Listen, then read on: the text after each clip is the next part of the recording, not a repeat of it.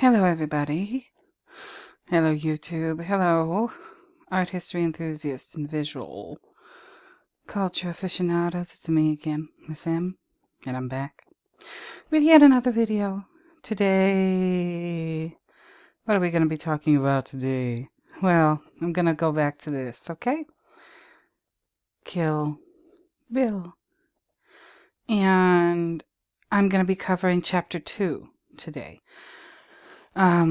Which is the title, the heading of Chapter 2 is called The Blood-Splattered Bride. We already covered Chapter 1 in this video down here. Where is it? There it is. Kill Bill Analysis Volume 1, Chapter 1, 2, The Little Green Lady from Pasadena. I have no idea what I'm going to title this one. I'm going to come up with something, I guess. And I don't know what thumbnail I'm going to use at all. But I'm going to get into it. Before I get into anything, I'm going to do church announcements, get them right out the way. Okay? I had a censored comment. Again, I didn't do it. YouTube did it. I just let YouTube do its thing. And the person was just obnoxious. They said, well, when is she finally going to get to start talking about the movie? And I was like, you must be new. Because that's not what we do here. Or that's not what I do. Here, I talk, and I talk, and I talk, and it's my channel. It's my videos. I talk. If you don't like it, get out. I'm sick and tired of the bullshit. I've gotten some unnecessarily hateful comments lately. You know, if you don't agree with what I have to say, click off. Yeah? If you don't like the way I do this, click off. You know, get the fuck on. Get the fuck on. I don't give a shit. And if, you know, the comments just keep getting, the ones that YouTube censors a lot of them. YouTube doesn't censor all of them, but, you know, if they keep getting worse and worse and worse, as they have been getting, I'm just going to have to delete them myself and block people from watching. I know, I always go on and on about subscribers. I shouldn't worry about these people because they're probably not subscribers. I don't care. If you don't like it, leave, for goodness sake. Don't watch anymore. Nobody's forcing you. Jesus Christ. Jesus, Eugene Christ. You know, go away. That's all you have to do. But anyway, church announcements. Those of you who are here because you want to be here, thank you. I guess you want to be here no matter what, because whatever. But, you know, returning viewers, thank you for returning. New viewers, thank you for being new. Subscribers, all 191 of you, thank you for subscribing. And, you know, don't forget to like, comment, subscribe, share my nonsense with anybody who might be interested in seeing any of this. I'm doing Kill Bill today. Just felt like it, you know, just felt like it. I don't know what I'll be doing in the future. I want to get back into Hunter Biden. I really do, because I haven't covered all those paintings from that exhibition way back when in November last year, God, of 2021. I will try to get back into those, but let me just cut that out. No paid promotion today. I don't know if I want to do those anymore. I think I got approved for one of them that I applied for. I don't know if I'm even going to use it because, you know, whatever. But let's see what happens. But today you don't have to worry about me talking about anything that you should or could or whatever, you know, go and look at on Amazon or any other website. So you're welcome. All right. Today I'm going to talk about Kill Bill. And last time I talked about the little green lady from Pasadena, Vernita Green. And Beatrix comes in and she makes quick work of that, my God. And I talked about that. This is like the last shot before she gets into the core.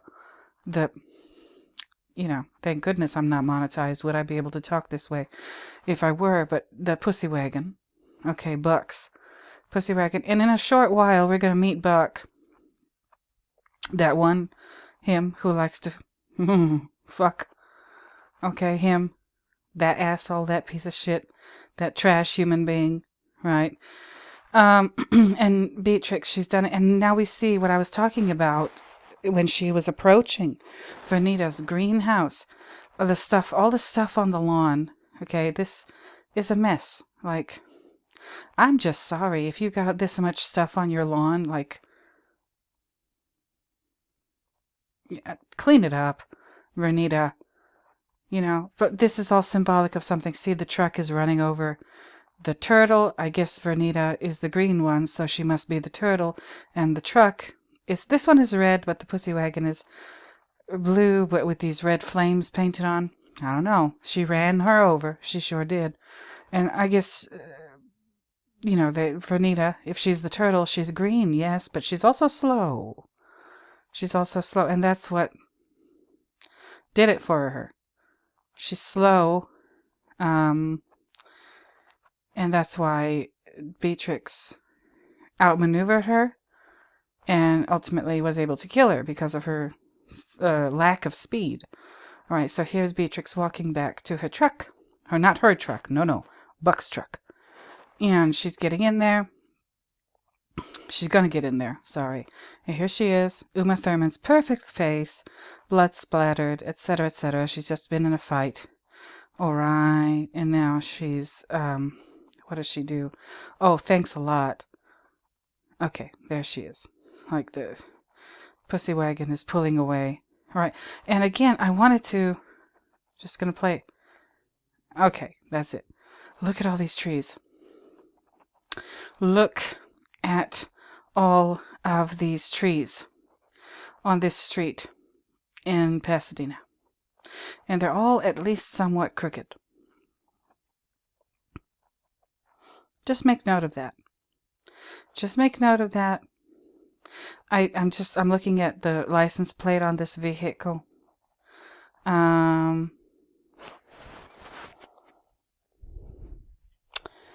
I can't make it out. If you guys know what it says on this license plate, drop it in the comments. It says Pussy Wagon on the back side. Okay, and the keychain and everything. And this is Buck's truck. So Beatrix, we're about to see her deal with Buck. All right? And the order of this story is, her kill list. Oreni Shi'i is number 1 on the kill list. Vernita Green is number 2. So that means, an Oreni-Shi's name, and I don't know how to, calibrate this thing or red ball it properly. Oreni-Shi's name is already crossed off. That means she's already dealt with Oreni-Shi in Japan, and all of the crazy 88s and the whole thing. She already did all of that. Cut off Sophie Fatale's arm, the whole thing, and then she got on a plane. At first, she goes to, we know the story, right? She goes to Japan, gets her sword from Hattori. Hanzo it makes the sword for her. And then after that, I guess she goes and she locates Oreni Shi'i and kills her. And does all that damage and all that bloodshed with the crazy 88s. Then she gets through with all of that. Then she comes back to America and I guess picks up this truck at wherever she's stashing it at LAX. Okay? Alright, so she wakes up from her coma, does what she has to do at the hospital to break out, steals Buck's truck, flies to Japan, does whatever she needs to do in Japan, comes back to America, gets back in the truck, drives to Pasadena, kills Vernita. Interesting, no? Interesting. Alright, so she is driving away. And this gorgeous, idyllic picture of suburbia, of, let's just say it, every woman's, it's not necessarily every woman's, dream come true to live in a place like this and circumstances like this and be married to a doctor and live that perfect white picket fence life, but we are certainly told that that's what we should want. Okay? We are certainly told that that should be our goal in life, and Vernita has achieved that. But that whole life is based on a pack of lies. Okay, Vernita's life is a lie. She can't even use her real name. and be her real self and her true real identity if she wants to live this perfect white picket fence life. She has to hide her past as an assassin. She has to change her name. She has to be pleasant. And she's not really pleasant as a person. You can see with the dialogue that she has with Beatrix. And her life is very easily broken. Vernita and many, many women are taught that, yes, you can buy happiness. You just have to know where to shop. And that life that you buy, your happiness that way, it can be shattered very, very quickly by all kinds of things. In this case, somebody like Beatrix, who has been excluded from even potentially pursuing that white picket fence life because Beatrix is not she's not playing by the rules. First, she's not playing by the rules, by the rules of any area or version of femininity or masculinity, really, because all of those have been, I'll just say it, perverted by the modern world. That's, how I feel about it. Whether or not I'm right, okay, I might not be. If you don't agree with me, please respectfully let me know in the comments, right? But Beatrix has been excluded from that. She's not willing to play by the rules in Vernita's chosen world, or any Shi'i's chosen world, or even definitely people like Elle Driver, Bud, Bill's brother, and then again Bill. Bill is the one that she's the biggest. Bill is the biggest animal, vicious, ferocious, dangerous animal, or maybe not animal, but like opponent, adversary that she's trying to eliminate. And I said animal because she's on a hunt. She's on a hunt. She absolutely is. And she's got a list of targets. And she's using everything that she learned in her life before she got pregnant, before she realized that maybe something was wrong with the way she was living, or at least it was not the kind of environment she wanted to raise a child in. Maybe if she hadn't ever gotten pregnant, she would have been okay with living and continuing to live that way. All right. Now, this might be a little bit emotional coming from me, my analysis of this movie, because this movie, I believe, is written and it was created specifically for a woman to appreciate it in a certain way that maybe a man cannot. All right. Again, I'm not coming from a feminist perspective, so don't worry about that if that concerns you. I'm not coming from an anti-feminist perspective either.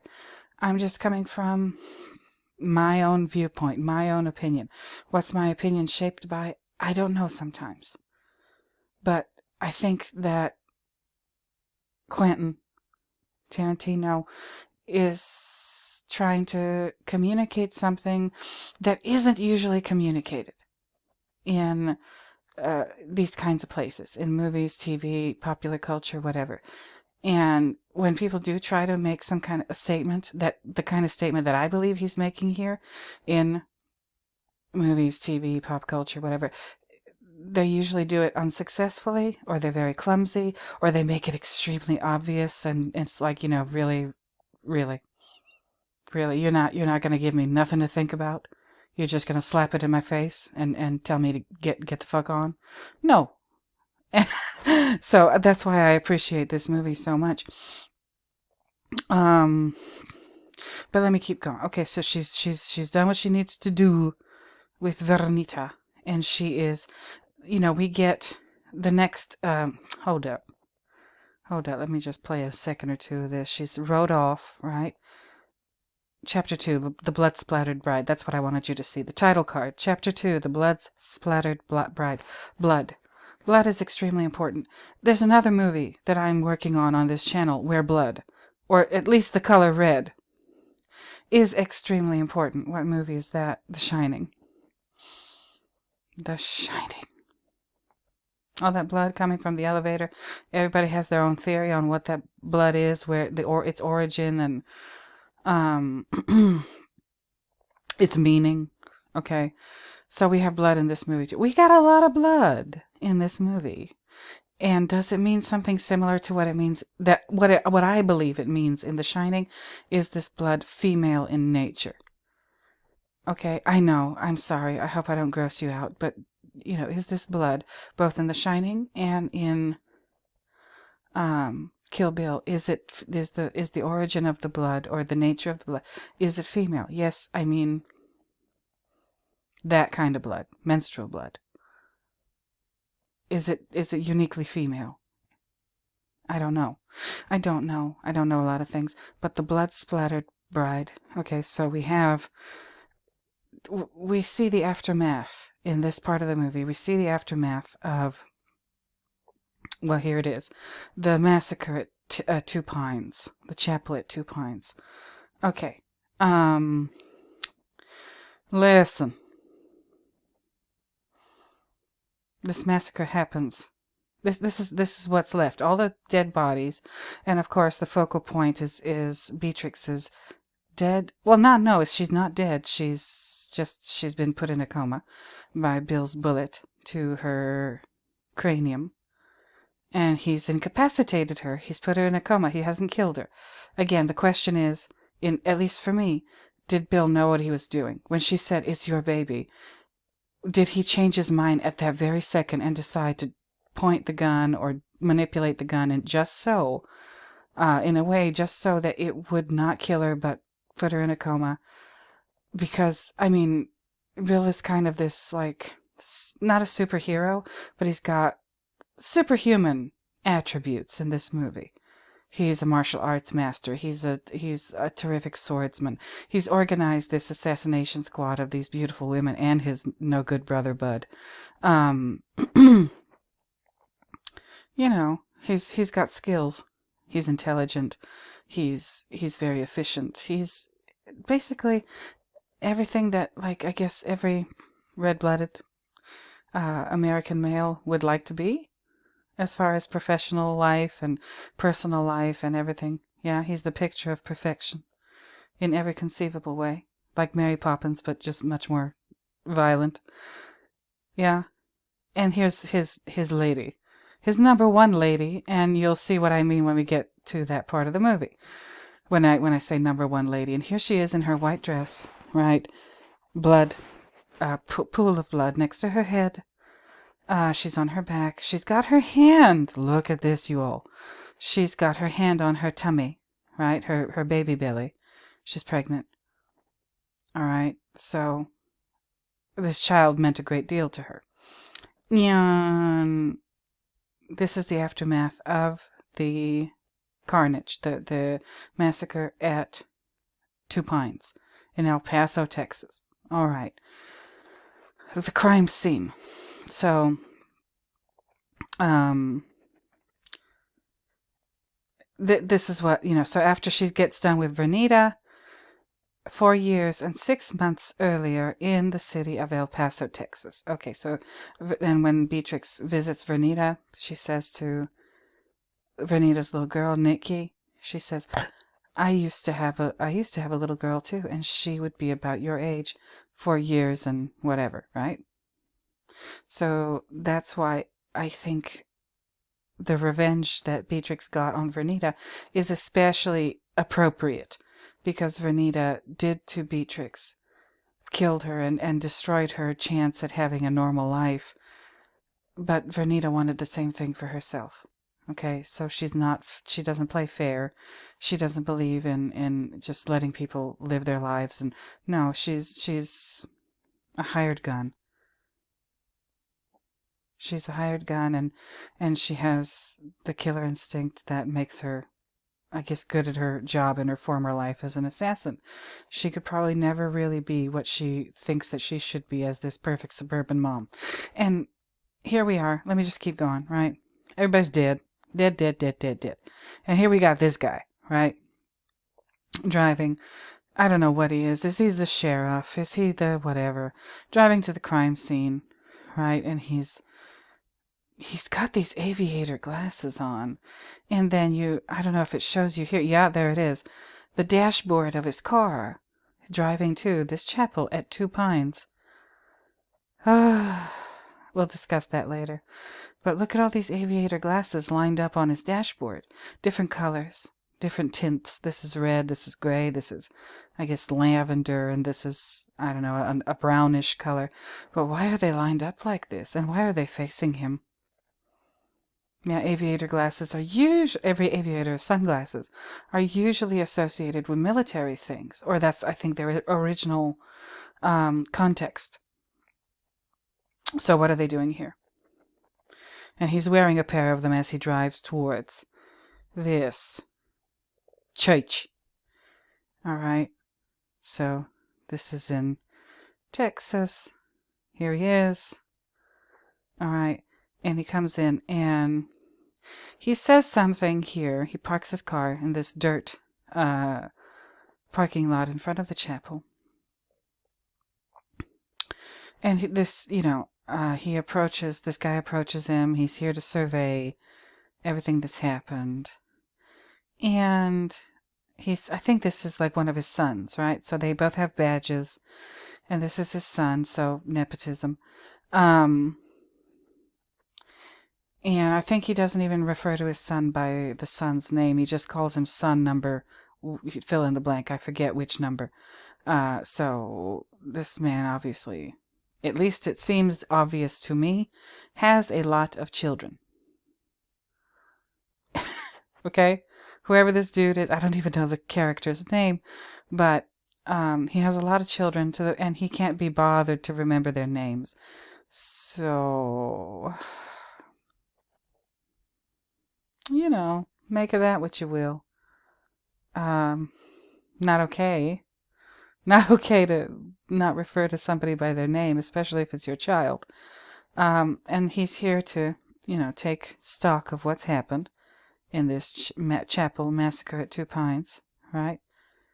I'm kind of tempted to see whether or not I should give you a hint as to what I'm kind of getting at, but I think I won't right now. Let me just pause for 1 single second just to show you something. Hold on. Okay, I'm back. I wanted to just look up something and pull up a Wikipedia page really quickly for you. Behind this lawman here, right? What is behind him? A Joshua tree. Okay, we're here. That's what we're here to do, really. Analyze symbolism and what have you. He's got a Joshua tree behind him. Well, is the Joshua tree named after this Joshua? Joshua or Yehoshua or whatever? In Tiberian, literally, Yahweh is salvation. Y'all.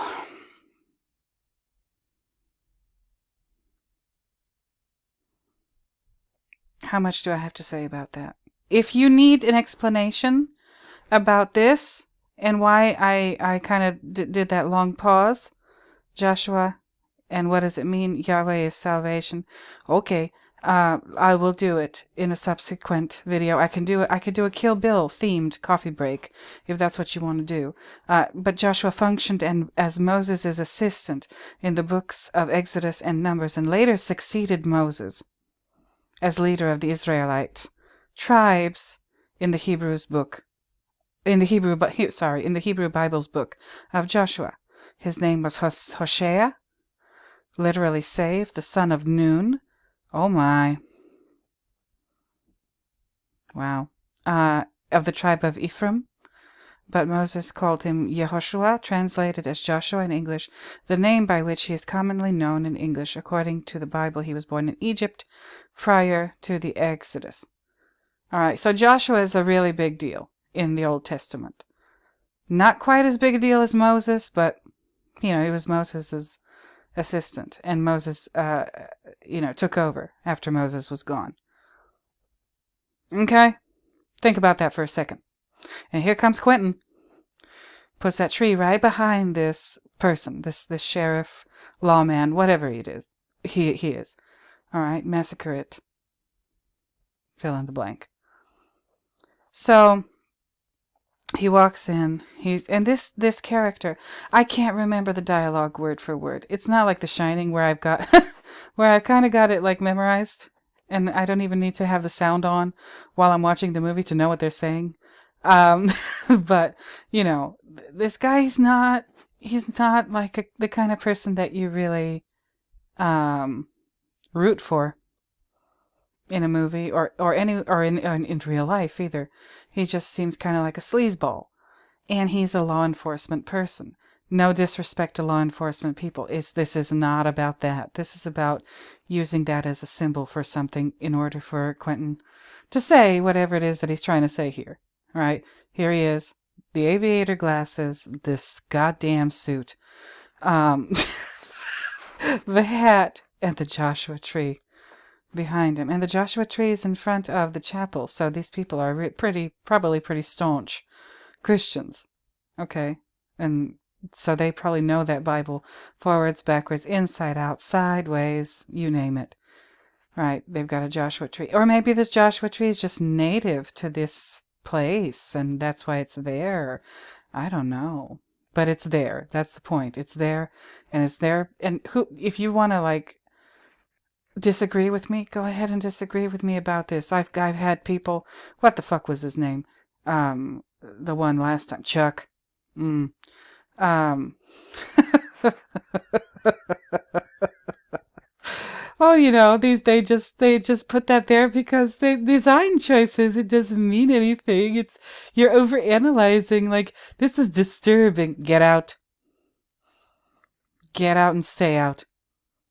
Okay, that Joshua tree is there for a reason. They could put any other tree there that they wanted to. Quentin and whoever he was collaborating with as far as making these decisions for this movie. They could have picked any other tree that's native to the desert or Texas or El Paso. No, but they chose this thing. All right. So make of that what you will. I'm not going to suffer any more chucks. Not going to do it.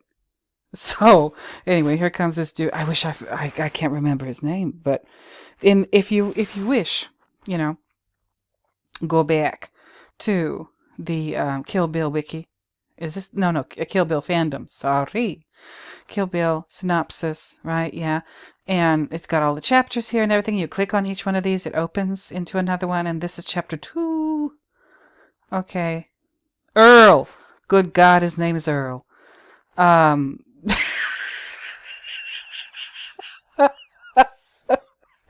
This guy's name is Earl. Oh, I didn't know.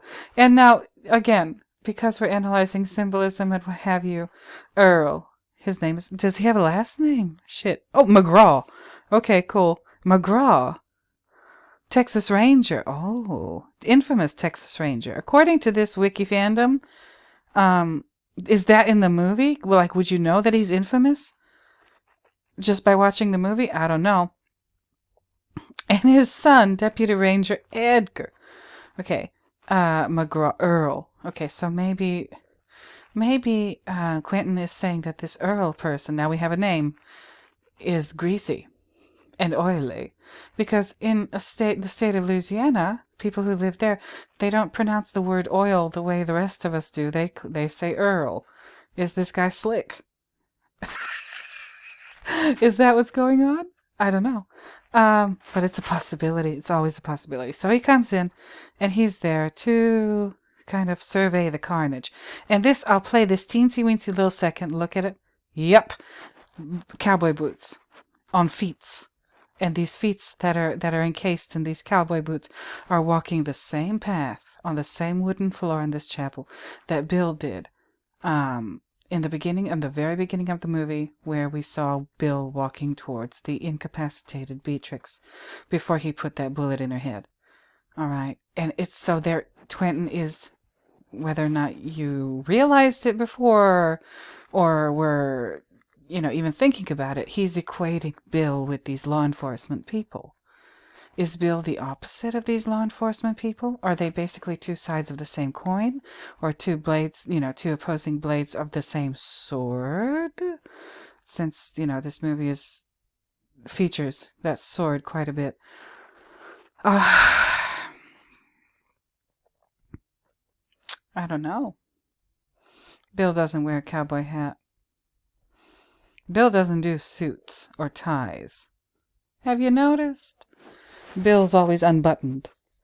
His collar is always unbuttoned. He doesn't wear a tie. He's dressed always very comfortably, casually, yet stylishly. He always looks amazing. Yeah?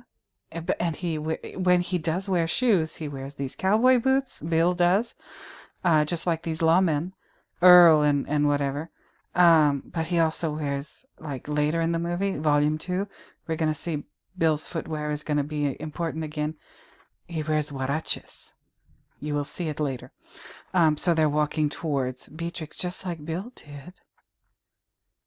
And she's lying down. She's on her back. Oh, good heavens. She's on her back. In this case, they think she's dead. They don't know yet that she isn't. And Beatrix. Look at bare feet. She was wearing those sandals. You'll see that later in the movie, but they're gone. Barefooted. So the removal of footwear in this movie, or the disappearance, or the phasing out of footwear in this movie is important. So a lot of characters start out wearing, well, no, I shouldn't say a lot, no, but like key characters, like Bill, like Beatrix, they go through different kinds of footwear. Beatrix was wearing like sneakers when she dealt with Renita. She's going to wear sneakers when she deals with Oreni Shi'i too. In this particular one where she was trying to get married to Tommy and whatever in El Paso, she wore like these sandals, like kind of flip-floppy looking, strappy sandals, whatever, very hippy-dippy looking footwear, and her dress is very hippy-dippy as well. But now they're gone. Yeah, they probably just flew off. In this situation where the assassination squad came in and they did what they did, and Bill put like the final bullet in Beatrix's head. Her shoes are gone. So footwear is extremely important. This building, the inside of it, all of these chairs and what have you, they've been kind of tossed around. And this is a church. Pretty obviously a Protestant church. This is not, no, there's no Catholicism going on here. The lack of artwork tells me that, right? If you go into a Catholic church, you're going to see some art. You're going to see stained glass, you're going to see statues, you're going to see the Stations of the Cross and done in some way, shape, or form in there. Statues of the Virgin Mary, statues of saints so-and-so, and all over the place. Here, nope. Lots of wood, though. Oh, there's a lot of wood. Lord Jesus, look at it. The floor is made of these planks. The altar has got this wood paneling behind it. Golly. The filmmaker, Quentin, he makes a point of showing you whatever this is, whatever this architectural element is that holds the roof up or contributes to making sure the roof or the ceiling stays up in this structure. It, too, is very obviously made of wood. Wow. This is interesting. Because, again, me, just like most people, when I watch a movie, I'm watching it because I'm trying to, have fun. I'm trying to be entertained. And when you're trying to be entertained, when you make the decision to watch a movie, a TV show, and anything really, YouTube video, whatever, you're trying to forget about shit. And you're trying not to think. You're trying to let your brain relax. Maybe you had a difficult day, like a lot of us do. Every day is more bullshit, or new bullshit, or you got to deal with old bullshit, or whatever. At the end of your day, when you switch on the TV or YouTube or what, you're trying to like not think about anything, and that's a perfect opportunity for somebody to like you weasel their way inside your brain and change your perception of the world when you don't expect it, when you're just trying to relax. So some artists are very good about the way they do that, and they're trying to do good when they create entertainment material. Some are not. That's how I feel. But here's Quentin reiterating wood, everywhere. Everywhere. And these chandeliers, I don't know what they are. Are they incense burners? Not sure. But they're there. And I guess their purpose is to emit light. Are they necessary in the daytime? They look like they've been switched on. And we got these candles over here. 2 of them. They're not lit, obviously. I have questions. How did the police find out about this massacre? This chapel is in the middle of nowhere. Somebody had to call them. Who? Anybody who could have called is dead. Yeah, any of the victims who could have called are dead. Did Bill call himself? Just, cleanup operation? Whatever. So here comes, they come here to look at, there's a photographer. Is that a photographer? Y'all? Is that a photographer taking pictures of Beatrix's body there in her pool of blood around her head? There's no pool of blood. Is there a pool of blood around any other part of her body? I don't think so. The blood is specifically coming from her head. Again, I told you, blood, the color red, is important in this movie, and I believe it's in the same way, or a very similar way as it is in The Shining. So here's a photographer. I know he's a police, crime scene photographer and so on, whatever. But the fact that she's being photographed in this state is not so much about, like, the procedural aspect of police work. It is shown to us, the viewer, specifically for a reason. She's being photographed at her very worst. Her, we don't know it yet, or we do know she survived this, but her brain isn't functioning. She's effectively in a coma. She's unable to move. She's unable to think. She's unable to, for whatever reason. Yeah, she was unable to defend herself. If you're a Kill Bill aficionado, you know this movie. You know how good she is at fighting. And she couldn't, do one single solitary thing to maybe try to stop this from happening. She was definitely outnumbered. And unarmed. And at a serious disadvantage. And here she is with blood coming out of her head, being photographed. Laid out here on a floor made of these planks of wood. Surrounded by more architectural elements and design elements and decorative elements of this room, this chapel, that feature prominently and obviously wood. You can't mistake its presence. So, I'm saying that word over and over and over and over and over again for a reason. Hoping you'll get it. Hoping you'll get it. We'll see. I'll see in the comments. I'm going to get some shithead. I swear to God. It's going to happen again. It's some shithead's going to be like, "What? Why are you obsessed with this? Don't you have a life? Motherfucker." Again, I'm going to start using that censor button myself quite a bit. So anyway, yeah, Earl, the oily one, is approaching this carnage, yeah? And again, here she is, her legs, we see her legs. Again, absence of footwear, sandals, anything, right? I'm doing this in red. Oh, there she is. There's her face, right? The blood-splattered bride. That is the title of this chapter of the movie. Let me take a short break. I'll be right back. Okay, I'm back. I need to take a little break. But anyway, so here we are again, focused on the blood-splattered bride's blood-splattered face. Okay? And we see all of this very dark, deep red color over here. It takes up a good portion of the frame, the screen. And she's got her eyes closed, what have you. Okay. I'm worried about whether or not I'm going to be able to say everything that I want to say in this. Oh, there's an even better picture. Okay. When somebody moves, the light streams in, and look at how badly they messed her up. All right. Look at this. Oh my God, I haven't ever really focused on this. Because you're not meant to focus on it. It's grisly.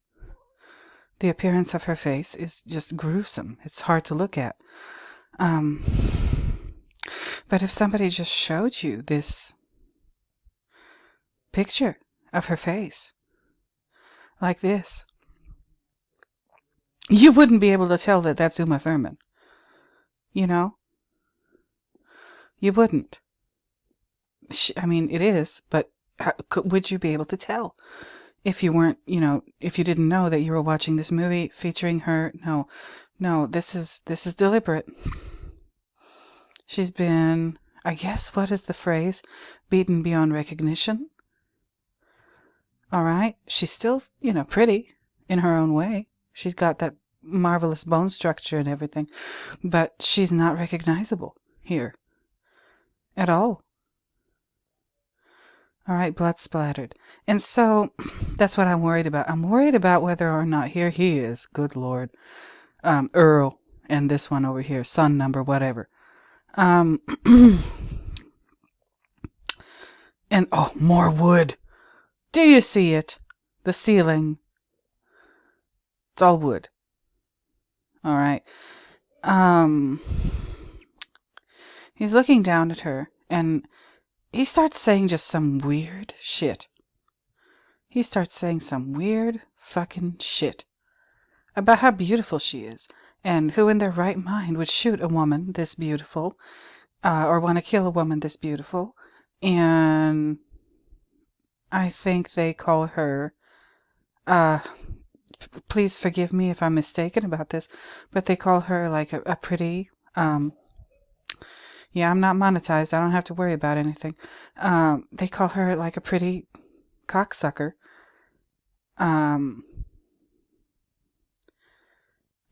They call her, they refer to her height and her physical beauty and whatever. And it's just gross. The way they talk about her. There she is. At this point, I think they believe that she's dead.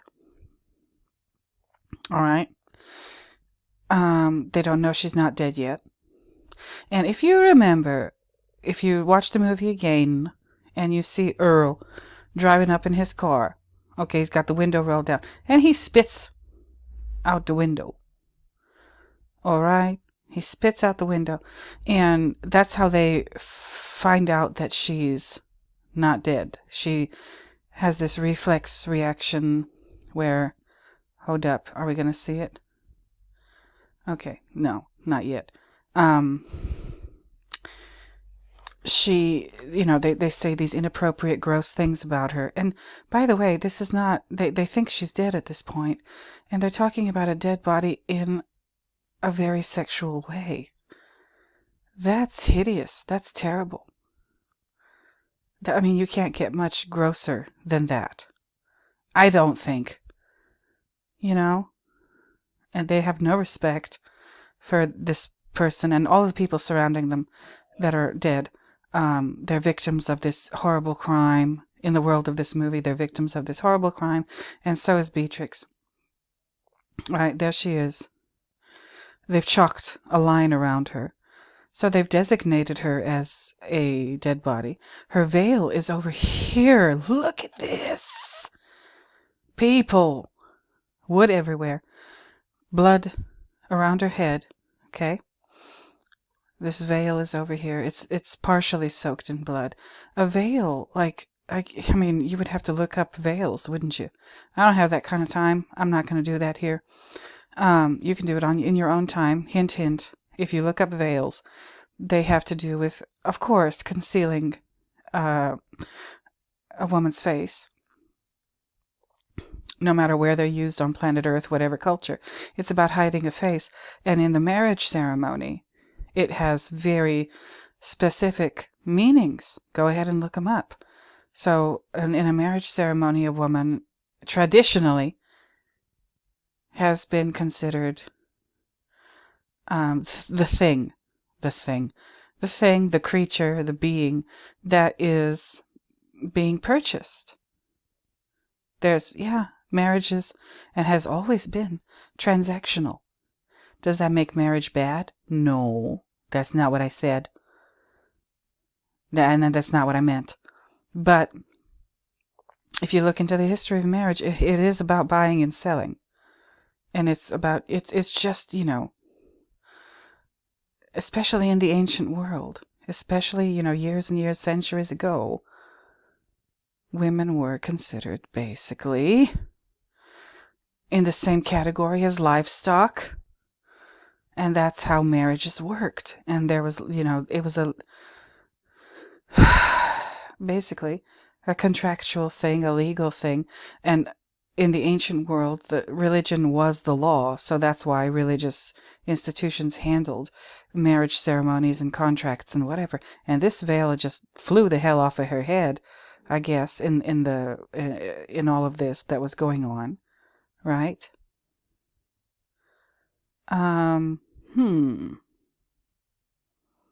And Beatrix's body, she's pregnant. And let's just face it, her breasts are pretty prominently featured in this movie. They're not, exposed, no. But, I mean, I'm sure the men who watch this movie will notice that quite quickly, especially as the movie goes on, especially in certain scenes. I'm looking at this from an art historical kind of thing. There are paintings from the Renaissance, and yes, they feature breasts.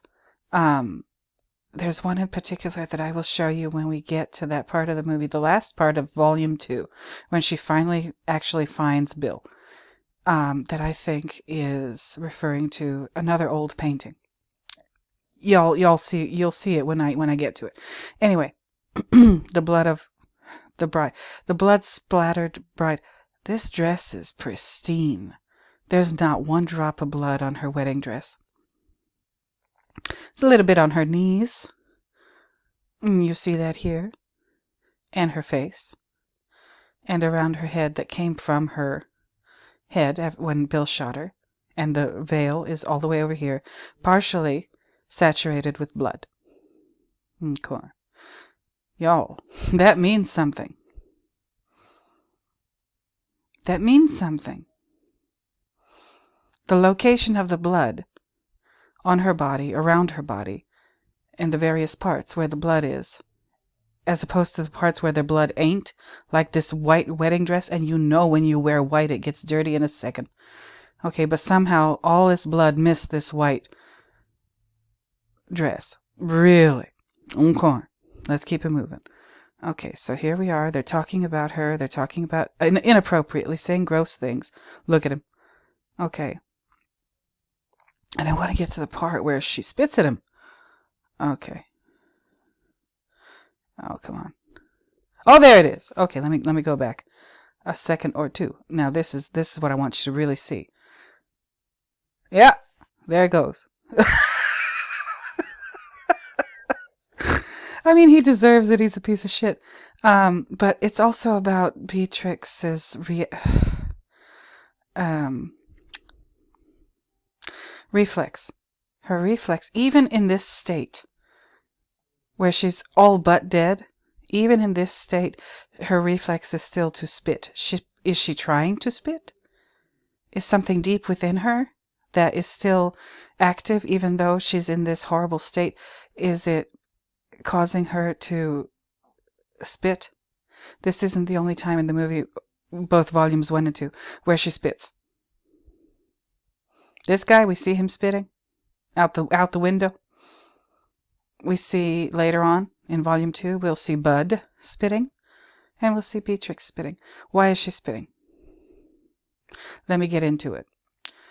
Beatrix is trying to, at this point in her life, she's lived with Bill and been his lover and been his top assassin and the love of his life, apparently. And she has received these erroneous messages from culture, society, whatever, that in order to be a successful woman, she has to be as much like a man as possible. And she has to forget that she's female, basically, unless she's engaging in some kind of sexual activity. If she's using her body to seduce a man or to, sleep with a man, then she can be female. But everything else, nope, she has to think like a man, act like a man, be violent like a man, spit like a man. Did I say this already? If I didn't, I'll say it now. This movie is filled with phallic symbols. And human beings fall into that category in this movie as well. Human beings can be symbolic. She's acting like a dick. Okay? Spitting. Hello? I don't think I need to get more graphic than that. If you're a grown-up and you know anything about anything, you know what I mean. So let me just leave that right there. But this is her reflex. This is what she's been taught. This is her training, her conditioning, her education, her experience, her skill is all about this. Being as much male as she possibly can in order to achieve whatever her character, whatever this character designated or categorized or thought of as success. She needed to be, more or less, a man in a beautiful woman's body. I believe Quentin is telling us, no, that's wrong. That's wrong. If you're female, be female. And enjoy that and be the best female you personally can be. I think that's what he's saying. I don't want to get in trouble with anybody or anything, but I think that's what this movie is about. About telling women it's okay to be female. You don't have to try to be like a man in order to live your best life. And all of these answers that these characters are looking for and things that they turn to that they believe will be their salvation, like Vernita retreating into the hills, literally, in suburbia. Pasadena, she thinks that's the answer. No, it ain't. Because that lifestyle and that situation is also like fraught with silent and invisible violence. Just like the life that she's maybe trying to get away from. And same thing with Beatrix. These are, she has parallels with every single last one of the characters that we see. Her kill. She's not just killing these characters, she's also killing aspects of herself that are no good, and she's realized have either served their purpose or are, they never should have been there to begin with. They maybe serve their purpose, or they're obsolete, at least in her life, or they shouldn't have been a thing to begin with, period. So here she spits at Earl in the eye. Oh, Lord. Oh, Lord, she spits at him right in the eye. And, good for her, but she's trying to be a dick. She literally, symbolically. Okay, and he's wiping it out of his eye. Okay. He doesn't like that, does he? A minute ago, he talked about, her breasts. That's why I said, men, even if you're not really, aware of that, you can't help but be aware of it because this character mentions it. Talks about her boobs, he talks about how pretty she is and how her, she's a blonde, so I guess blondes are preferred. He talks about, and he talks, sexually about her at a time when he thinks he's talking about a dead body. And somebody would have to be crazy to do this. And he said that, this looks like a Mexican cartel execution or whatever. The carnage is very clean. He says that, again, I'm not going to really do dialogue, but he says that it's all coloring in the lines. So Bill is the parallel of this guy. So I said Beatrix is, she has aspects of each of the characters that she kills, including Bill. But yeah, Oren, Vernita, Bud, Elle, Bill, maybe all of the crazy 88s, I don't know. But she's killing things that are just no good. And they're no good about, not just the people that she's killing, they're no good about her too.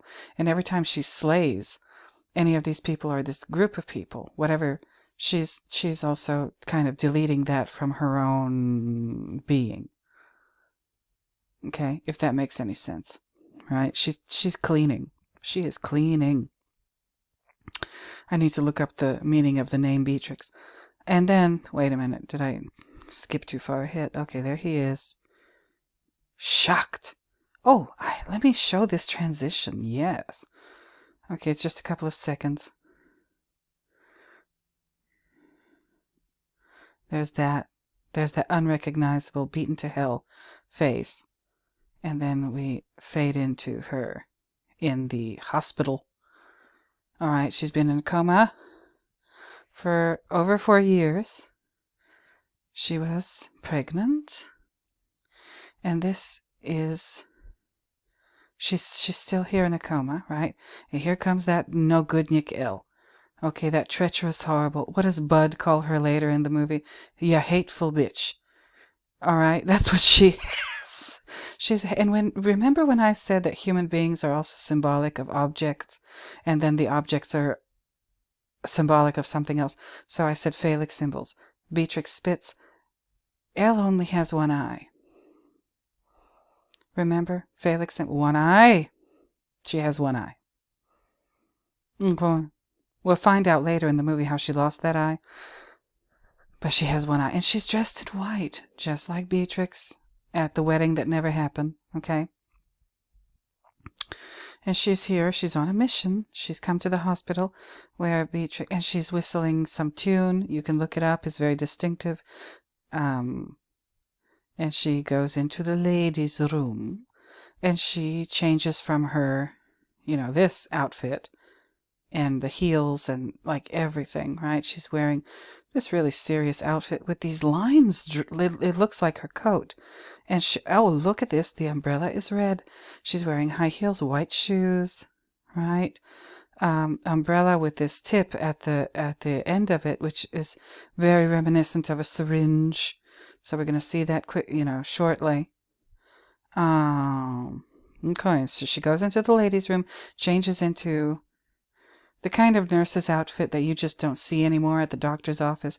Nurses don't wear these dresses anymore, or those little paper hats. They wear scrubs. She just changed into nurse's shoes. Old school nurse's shoes. Those comfortable ass shoes. And she's on her way to Beatrix's area where she's there she is, right? And hell is approaching when Elle is coming to visit Beatrix, and she's changed into a nurse's uniform, right? Hold on, let me see what I'm doing here. Okay, and then we've got this Beatrix's hand, Elle's outfit again.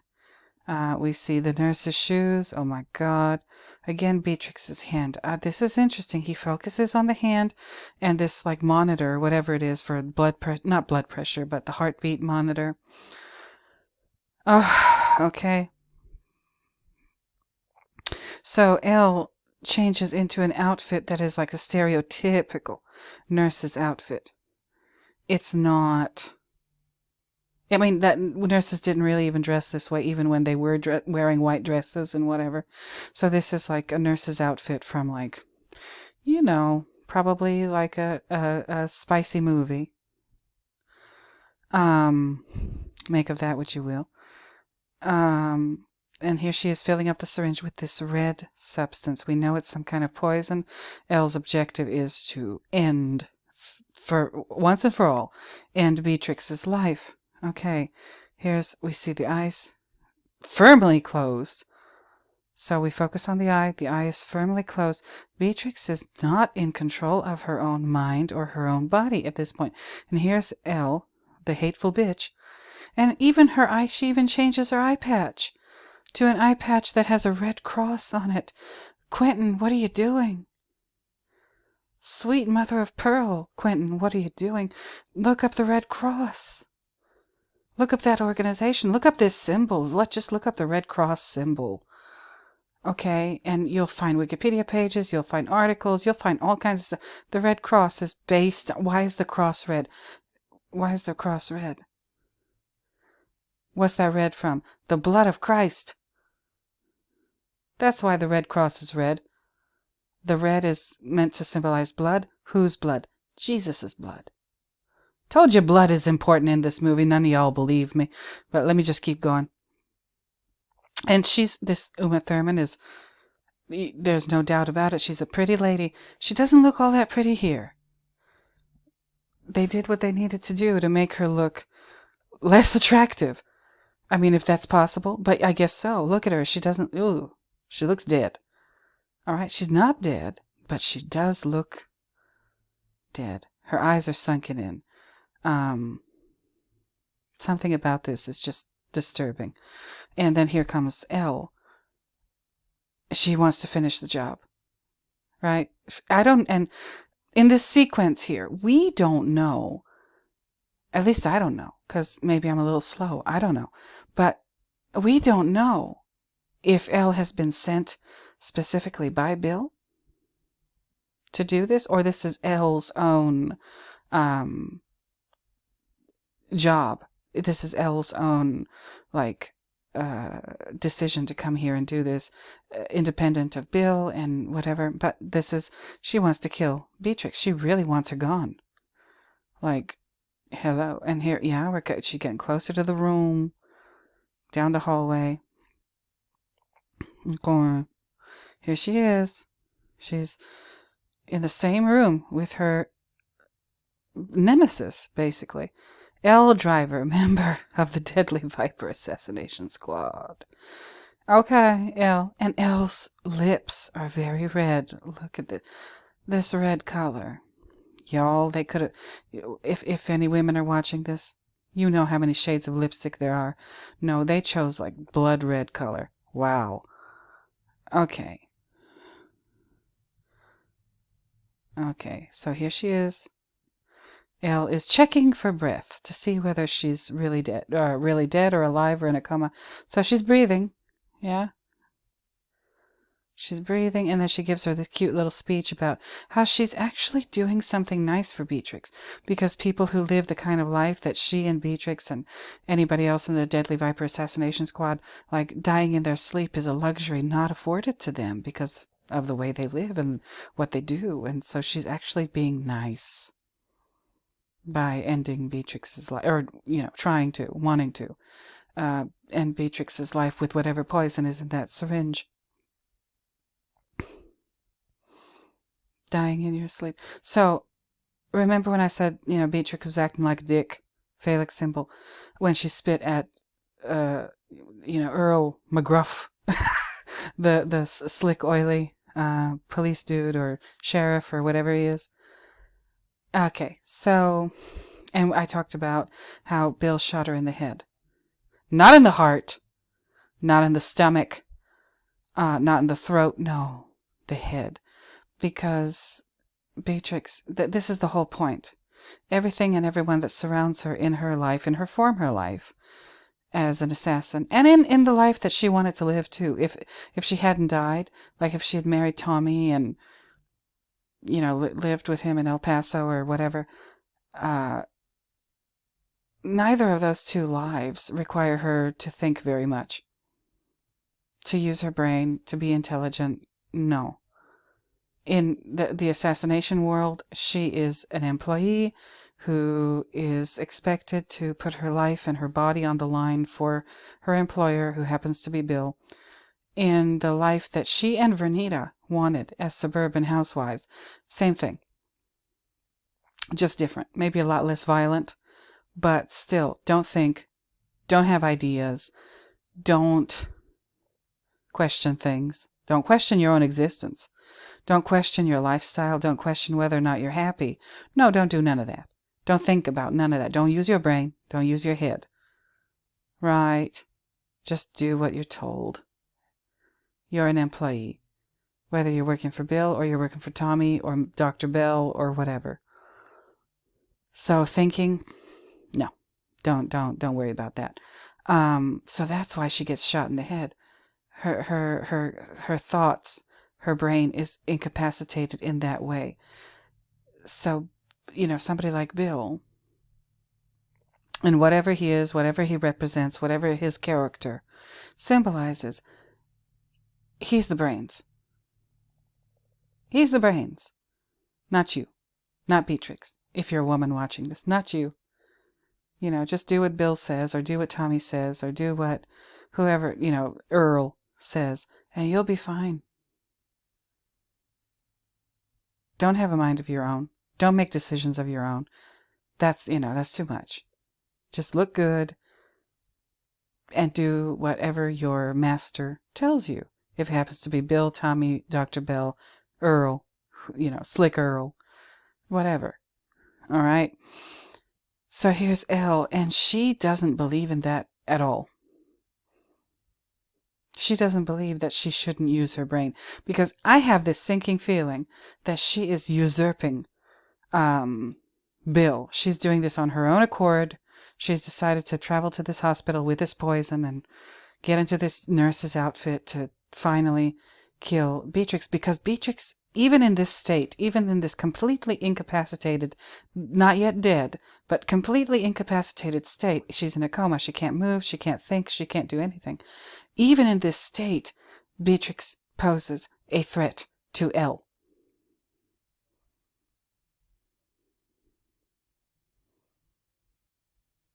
Okay? Beatrix, Elle wants Beatrix gone, because Beatrix makes Elle look bad. Elle has to try really hard.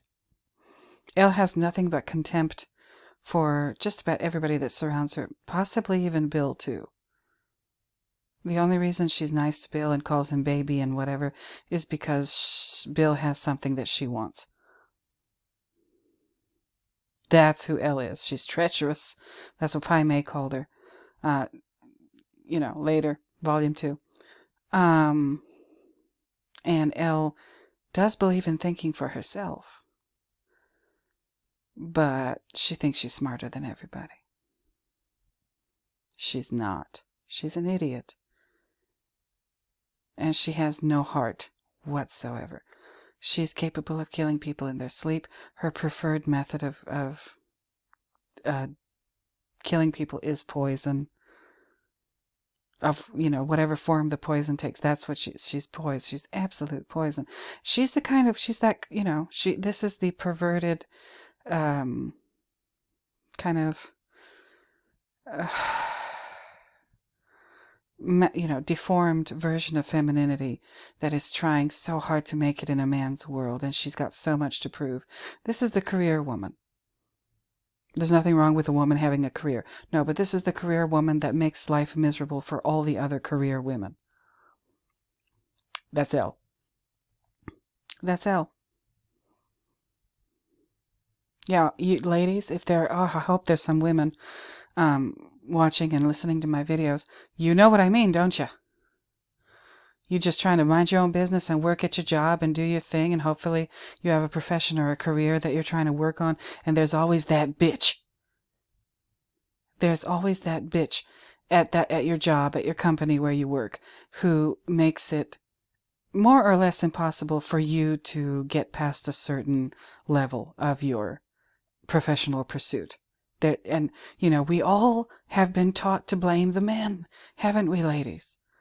Oh, the men are no good. The men, that they don't want you. They don't want you in the workforce. And is that necessarily true? Or is it true in every single case? Okay, maybe. I'm not going to debate that right now. But those men have helpers.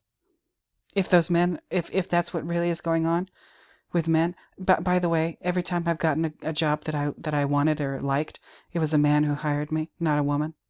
That's just me. That's just my life. But listen. If those men are out there and they're like that and they're trying to make it so that women can't get, succeed, okay, I'm sure there's some of them out there. But these are the bitches who are helping them. Because she can't be up here if you're not down here. Okay?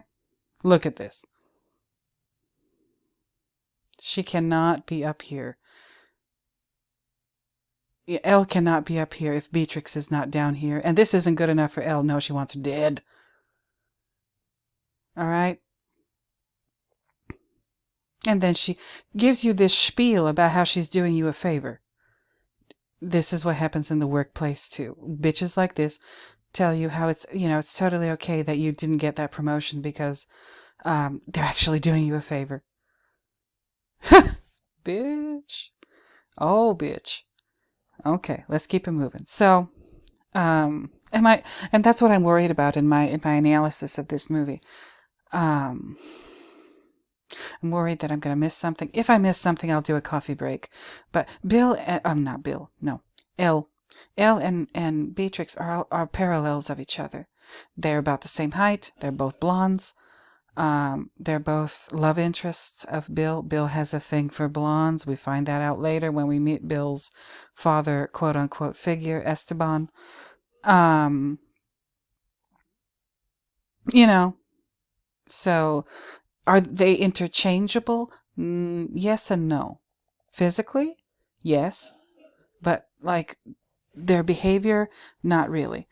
Okay, Elle does things that it would be beneath Beatrix to do, like kill somebody in this sneaky ass way by poisoning them, rather than actually like facing them head on. You know, Beatrix and her mastery of whatever it is that she had to be really good at to be like the deadliest woman on planet Earth, it comes easily to Beatrix. Doesn't come easily to Elle. That's why she resorts to poison rather than combat, like hand-to-hand combat or swordsmanship or mastering the martial arts. No, that's the thing about these bitches too in the workplace. All right? They're not there because they're good at their job. And they're the helpers of if there's these big bad men trying to put up a roadblock for women who want to advance in their career and do whatever, and these women are the L's of the world are the ones trying to help those men make it impossible for other women to succeed or excel or advance. This woman, and whichever one of these you have in your workplace, she's not there because she's talented. She's not there because she's got a lot of skills or experience. She's not there because of her education. Might not even be there because of nepotism. Might not even be there because she's related to the right people or knows the right people. No. She's there because she's willing to do whatever it takes. All right? Except actually work. She's willing to do anything other than work to advance and be like the right-hand man, or, well, I did say she's missing an eye, didn't I? Or the right-hand woman of the men who are trying to stand in femininity's way. Or maybe not stand in femininity's way, because think about it. Bill admires Beatrix, like deeply. He admires her. Wait, and you know that he doesn't have it for Elle the way he had it for Beatrix. No, because Beatrix is actually a real badass. Elle, not even a poor facsimile. As far as like what she's capable of, her skills, her talents, her education. No, Elle is just there because she's willing to do whatever. She's down for whatever. Yes, I mean that the way it sounds, in order to get to that position. She's never going to be the boss, so she's just going to have to be frustrated for her whole life doing the boss's dirty work. And the way she got that job is, again, not by experience, not by education. This is every woman's worst nightmare in the workforce. And they're out there, they're everywhere, and they think they're better than everybody. Fuck them. Okay, so here she is trying to put an end to Beatrix and all of the beauty and the light that somebody like Beatrix is capable of bringing into the world. Look up her name, Beatrix. Okay, and here she is. Yeah, and Beatrix is very close to her end in this scene at the hands of Elle. Right? She's unaware. So Elle gives her this spiel about how she's actually doing her a favor. That bitch. Okay, and here she is. She's about to do the shit. She's about to do the shit. And let me see. Hold on. Okay. Yeah, she puts the syringe into this port or whatever it's called. And then she does it. Come on. She's about to do the injection. And then the little squeaker rings, those little candy bar or those flip phones from back in the day. This movie is from like 2002, 2003. And guess who it is? Bill. Lord Bill. And I guess it is Bill who sent her. I think he says, yeah, you're going to abort this mission. Abort, y'all. I mean, I know that's common language that's used in like military or whatever, abort the mission. But like in this context, it means a little more. Because don't forget, Beatrix was pregnant. And at this point in the movie, in Volume 1, we still don't know what happened to that baby. Alright? So here he is, and he's got his sword with the devil on it. So, like, the symbol that Hattori puts on your sword is, like, that's you. Okay? So, Hattori put a devil on the scabbard of Bill's sword. Katana, I guess. And Bill is sitting in some room somewhere, and we can't see him. He's like, what's his name? Dr. Claw. Is that what his name was in the Inspector Gadget cartoons? You know? And he's got this, so I don't know what this like 3-pronged thing is. I have to look that up. But he's holding his sword by the handle. In a very, I'm not going to get graphic, you guys. I know I cuss a lot and everything, but I'm not going to get graphic about this. The way he's holding that sword is very, very suggestive, is it not? Is it not? So he's calling Elle to tell her to abort the mission. You're not going to kill her because we don't do this. Yeah, we've done a lot to this woman. We beat the shit out of her. We put Bill, put a bullet in her brain, and her heart just kept beating. Her heart just kept beating. And he said, if she ever wakes up, we'll do a whole lot more to her. But we're not going to be a sneaky piece of shit and come into the hospital in the dead of night with some poison, because that would lower us. That's what Bill says to Elle. And he's like very suggestively stroking this sword when he says that to her. So, what is Bill's rationale? Or what is his reason for aborting this mission? Calling Elle at the very last second. How did he know? Is he psychic? He's had a change of heart or a change of mind. I don't know. Is the reason for his change, his changing his mind, is the reason for that sexual? Is he remembering like the good times he had with Beatrix? How much he loved her? Or is this just, maybe Bill ordered this assassination, like poisoning Beatrix in the hospital, but he decided, no, that's not the way I'm going to do this, because Bill, he's a terrible character. He's a villain. He's evil, but he has this moral code that he's basically, it's unwavering. He does not deviate from his moral ethical code. Elle, on the other hand, she has no morals whatsoever. She's completely amoral. Amoral means you never learn morals to begin with. Immoral means you know morals but you ignore them. Okay, that's the distinction of those two words. So Bill has a very strict kind of moral ethical code that he lives by. He loses his head. He loses his temper. Okay, and because look at what he did to Beatrix. But he, Bill probably rationalizes that and thinks that Beatrix deserved it because, how dare she run away and marry somebody else, right?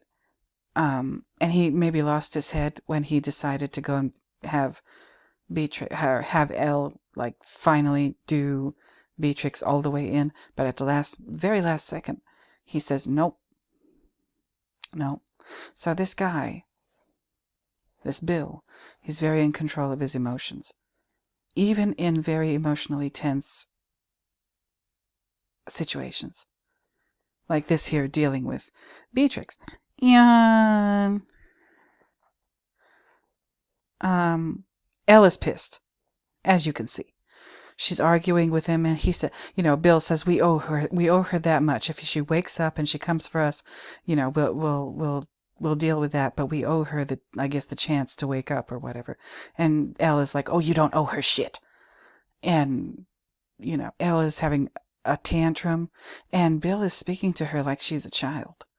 By the way, when you watch this movie, this dialogue in this scene, this phone conversation, oh yeah, Bill is like, no, you're gonna calm down, or like he talks to her like basically a father talks to a teenage girl who's having one of those like spasms, like teenagers and their emotions, and Lord Jesus. And Elle is acting like that. Elle is being denied something that she really, really, really wanted, Beatrix's death. And so she isn't, Elle could just do it anyway, but if she does it anyway and kills Beatrix and disobeys Bill, then she runs the risk of like really pissing Bill off. She's not about to do that because Bill is the one who can get her whatever it is that she's after in this life. So, there's that. Elle is pissed, but she agrees and she obeys because what choice does she have? Bill basically owns her. Okay. So here's that sword again. I told you this is very suggestive. Like Quentin knows what he's doing as far as this kind of imagery. Okay. And he calls her baby or whatever, and so Bill is controlling her. I don't think that Bill is really in love with her, in love with Elle. Certainly not the way he was in love with Beatrix, but he's using Elle's desire against her. Okay, he's using Elle's crush, infatuation with him against her. And, very manipulative. Bill knows what he's doing. Bill definitely knows what he's doing. There's that damn sword again. Oh dear. Okay, you see what I mean? With that, Elle is just crestfallen. She wanted so much to murder Beatrix, but Bill said, nope, not today. And, there she is telling, Beatrix how lucky she is. She dodged another bullet. Now, here comes 4 years later. I'm not going to dwell too much on this. I've already been talking for how long? Oh, an hour and 22 minutes. I will deal with this part of the movie, absolutely, because there's something that ties all of this together. This is what wakes her up.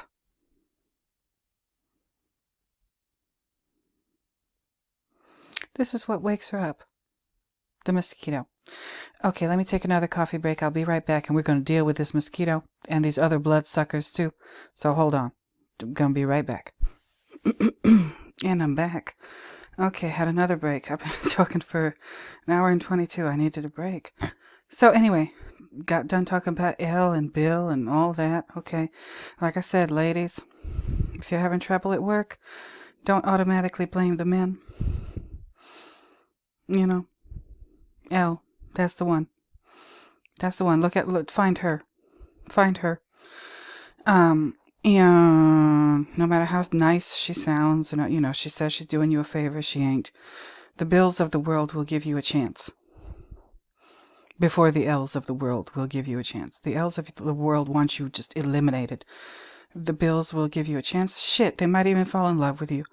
Kind of like Bill did with Beatrix, if you're awesome, like she is. But moving on. So this shot in the movie of this mosquito biting skin and doing what mosquitoes do, suck blood. They're annoying. That's what mosquitoes are. They're annoying. They make noise. If they get close to your ear, you hear that noise that they make. It makes you crazy. And then you know that mosquito, its only objective is to get somewhere on you and extract blood from your body. Gross. But it's a parasite, basically. It's opportunistic, and it feeds off of any creature that has blood in it. I guess mammals, right? And this is what somehow gets into this hospital room in Texas. I guess I've been told there's a lot of mosquitoes in Texas. gets into the hospital room, gets into this ward where they keep the comatose people, and somehow gets on Beatrix's skin and does its thing. All right. So Beatrix is once again getting taken advantage of. All right. She's been taken advantage of for years. According to the world of the movie, she's been taken advantage of for years by people like Bill and or Tommy. Let's face it, she's an upgrade for him.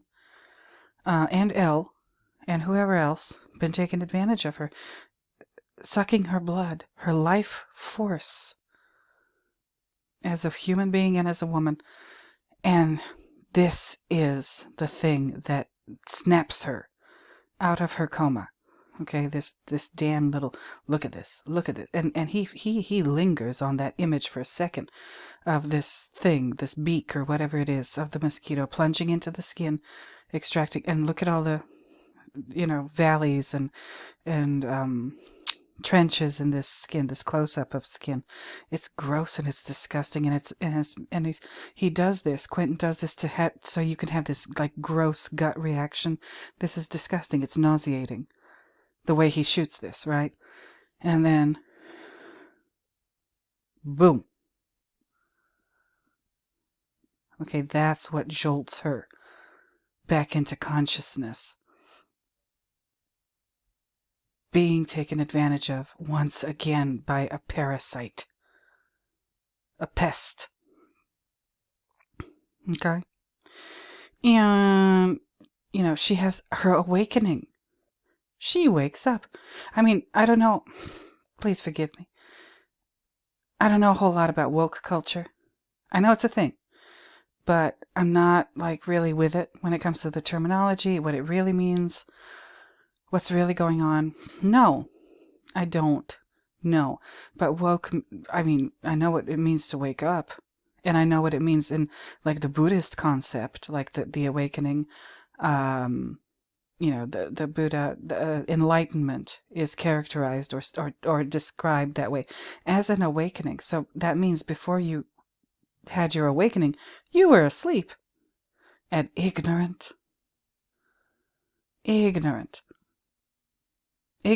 or maybe oblivious, whatever. So this is what it takes after everything she's been through, after her life with Bill, her life as an assassin, and then being terribly betrayed and abused and left for dead by the man that she was in love with and trusted and thought he felt the same way about her, and she's surrounded by all these treacherous bitches, the Deadly Viper Assassination Squad, and she, whatever talents and whatever she has, Bill took advantage of that to further his own business as I guess an international procurer of assassins. Notice that Bill is not a pimp. He doesn't use these women the way that we'll find out later in Volume 2, his father figure uses women. So he's not a pimp, but he still takes advantage of women. He takes advantage of their bodies. He takes advantage of their beauty, their sex appeal. Okay? He's not as bad as his father figure in that regard, but he's taken advantage of them nonetheless. And here she is. This is the last straw for her, this mosquito bite. It wakes her the fuck up. And so she's resurrected in a sense. So she's gone from not being dead, but for all intents and purposes being dead, and her mind not working. Yeah, don't use your head, don't think, don't question things, especially if you're female. That goes for everybody, but especially for women. In the world that we live in, don't talk, don't think. Don't try to use your critical thinking skills, your logic. No. I mean, don't you want to be happy? Don't you just want to live a nice, blissful life? Thinking is just going to make everything that much worse. Don't do it. Don't do it. So she wakes up. This is her first resurrection. She has 2 of them. This is in Volume 1. She's going to have a resurrection in Volume 2. Again, she dies and comes back to life twice. And we'll talk about the second one when we get to it. This is the first one. She's in her hospital gown. She looks, she's still pretty, but she looks like she's been through a lot. And this mosquito bite wakes her up. She slowly realizes where she is. And what's happened. And she flashes back to seeing the barrel of that gun. Yeah? Oh dear. And I still think Bill knew what he was doing. Like, instead of killing her, which was, I guess, his intent, when he found out that she was pregnant with his child, oh, that changed things, didn't it? In a split second, he made whatever decision he had to make and did whatever he had to do with that gun to make it kill her, but not... I'm sorry, incapacitate her, put her in a coma, but not totally and utterly do her in. I guess he wanted that baby, right? And then she's knocking on her head.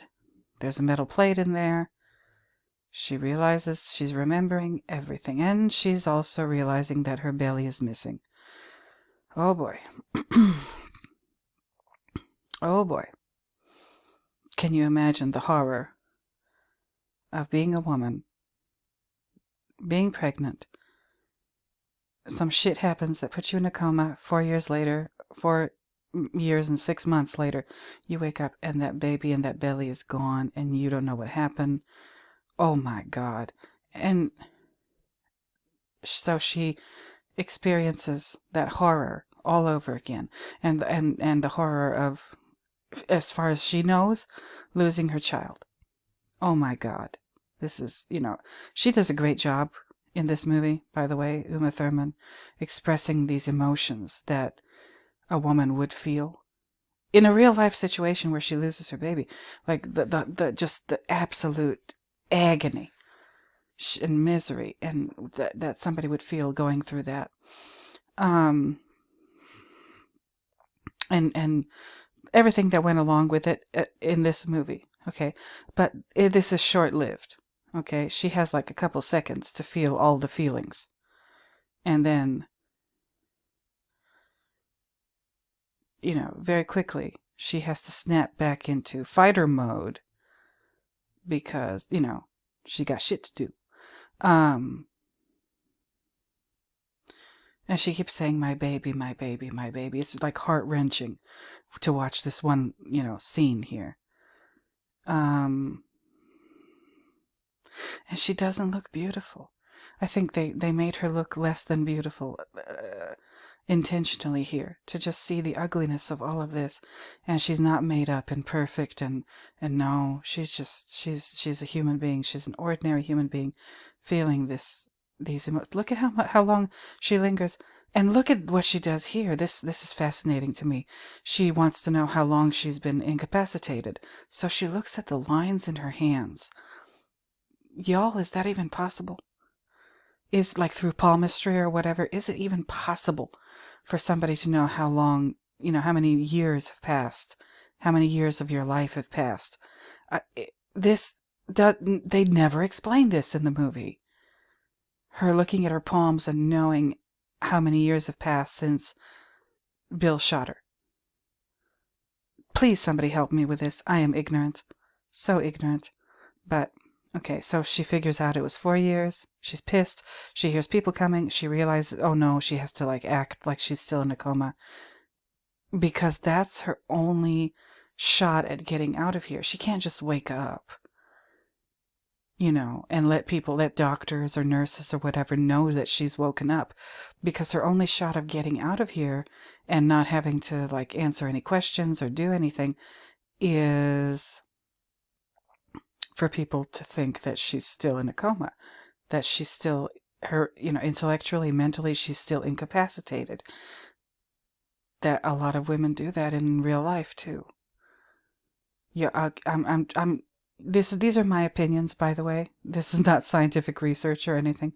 But, women and men, I'm addressing everybody. When you run into some of these women who act stupid, they're not. But they have been led to believe, as I was, my training as a youngster, I was told, just straight up told by the older women in my life when I was a little girl, don't let anybody know that you're smart. That's what they said. They said, Miss M, if you're smart, don't let anybody know about it. And my mother in particular, she said, nobody likes a smart woman. She said, men, maybe they don't like smart women, but they're not the problem, she said to me. They don't like smart women, but they're not the problem. Men will be much better to you than women will be. And she said, the people who really don't like smart women are other women. The people who really don't like smart women are other women, and the ones who especially despise smart women are other smart women. This is what I was told as a child, or as a young lady, whatever. Was my mother right?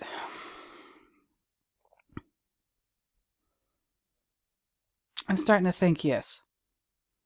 As time goes by, she sounds more and more right. Y'all let me know, drop it in the comments. Anyway, so she's gonna have to play dumb to get out of this, kind of like a Bugs Bunny or somebody like that kind of character. And here comes that motherfucker Buck.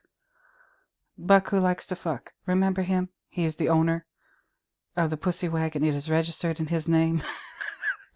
Oh, yeah. So he brings... Now, we find out very quickly in this part of the movie that Beatrix, her body has been sold. Her incapacitated, comatose body has been sold right under her nose. Literally. To Buck's clients. Buck has had his way with her, and then he decided to make a little money, and he brings these gross assholes in here. And he makes money off of Beatrix's body and her incapacitated state. So she's just, warm flesh to be sold to men who are into that kind of thing. It's just disgusting. It's just disgusting. The mosquito? Is it symbolic of Buck and his clients?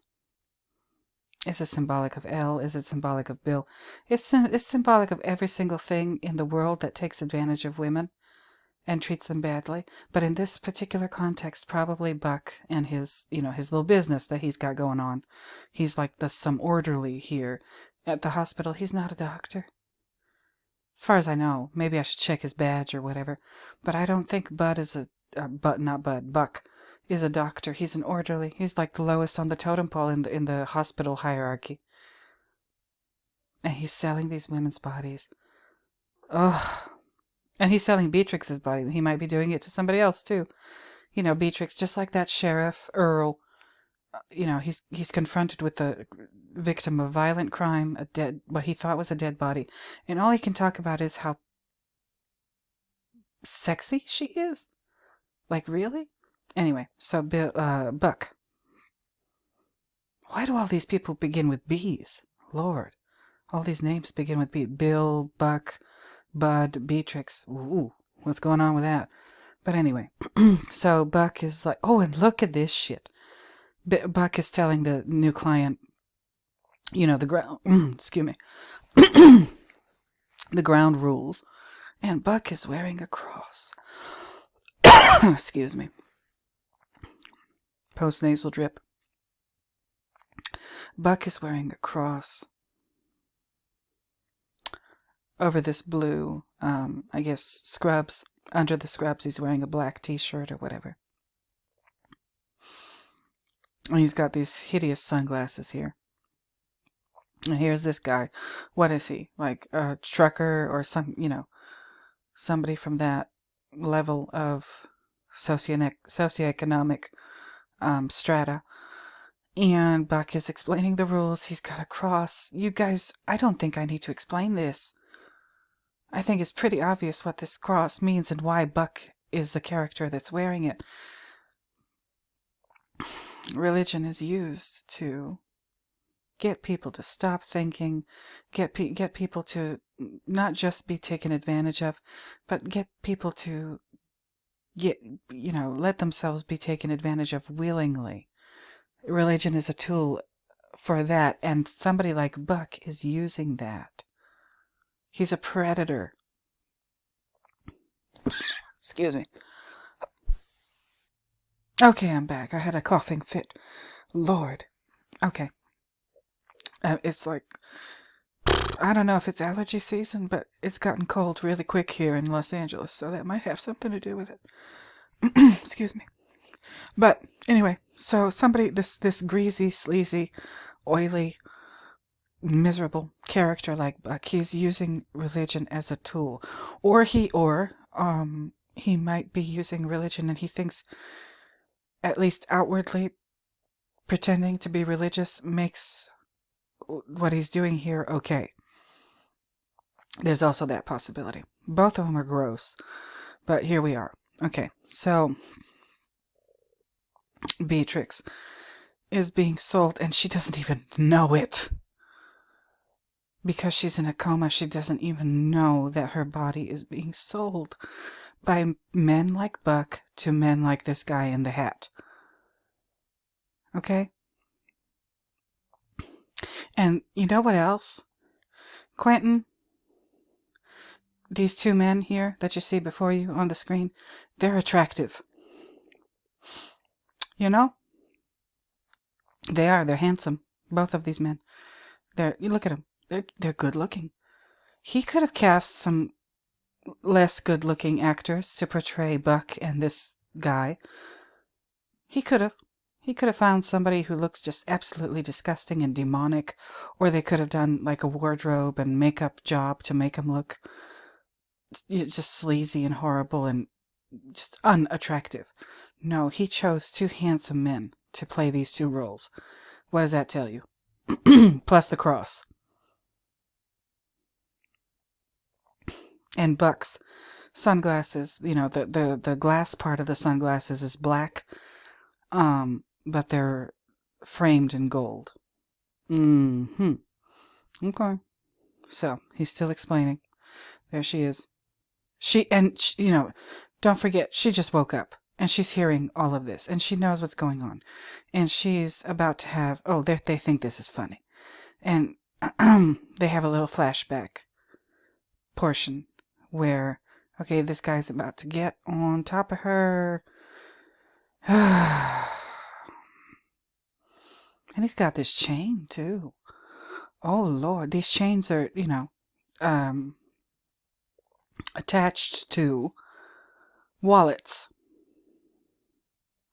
I don't know if men or young men wear these anymore. But this was very much a thing of its time. I told you, the fact that the title character, the villain of this movie is called Bill. I think I mentioned that before, or why I think that, Okay, so Beatrix, I'm not going to show you that part because it is horrific. She deals with him. She sure does. She kills him. Okay, you can watch the movie yourself if you want to see that. I'm not going to show it. And then she gets up from her bed. She realizes her legs don't work because they haven't been used in so long. And that's another thing. When Buck is telling this customer of his, like, what the rules are and whatever, he hands him, like, a jar of Vaseline. Okay, we know what that's for. But he says that she's, downstairs, she's very dry. Okay? It's like, I don't know what he says. Does he say it's like sand or whatever? I don't know. And that she can't feel anything. How does he know that? How does he know that she can't feel anything down there? And he gives him the Vaseline to, not going to get that graphic. But the lower half of her body is not working. Yeah, they mean not just the legs, they also mean the female organs. Okay? Why is it not working? She probably, that symbolically means she's not receptive to any of that anymore. She can't. She just can't. Like, after being treated the way she's been treated by Buck, Bill, Elle, everybody. Like, yeah, and all of that is sexual in nature. It just is. But after that much mistreatment and being taken advantage of, yeah, that part of her body is kind of just shut off. Make of that what you will. Like, can you blame her? I guess it's the body. Her body's doing that involuntarily here, but it's a symbol for something. That in itself is a symbol for something. So the lower half of her body isn't working. Okay, her legs not working, so she can't walk. So she's starting out all over again. I told you she's being reborn, and not just being reborn, but like going through the stages of development but just like a child would. She's, first thing, she's thinking. Okay, again, she can think and she can hear people and she can understand them, and what they're saying. And now she needs to learn how to walk again, just like a child, just like a little baby. She has to take her first step. Will she do that? Right? She gets some water, washes all the blood and grossness from her face from that guy, and here comes Buck. Oh Lord, oh Lord. Okay, and she takes the guy who is about to have his way with her. She gets his knife from his pocket. Don't forget, she is a trained assassin. She's very good at killing people, and she doesn't even need to be able to control her whole body. She doesn't even need the use of her whole body to be able to do that. Like, look what happened with that guy. If you watch the movie and you watch this scene, she bit his lip, and and then she worked from there. She bit his lip and she worked for, oh my God. So I guess it's very strongly implied that he's dead. And now here comes Buck, and she can't use her legs. She can't run. She can't walk. She can't even hardly crawl. She has to drag herself across the floor. All right. But her determination, her will get her into a position where she can ambush him and cut him. Oh, he sees what happened to the dude. Okay, he's kerplooey. Okay, and then before Buck has a chance to realize what the hell is really going on, there she is. Yeah, and she got some blood on her too. Again, blood is important in this movie. She cut. Well, it doesn't show it, and maybe it's okay that it doesn't show it because it's gruesome.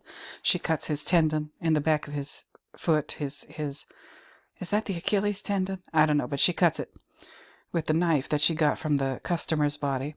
And then she starts asking Buck questions. And she says, "Where's Bill? Where's Bill? Where's Bill? Where's Bill?" Buck doesn't know anything about Bill, but she, for whatever reason, thinks he does. So every time she asks him, "Where's Bill?" she bashes his head in the door. And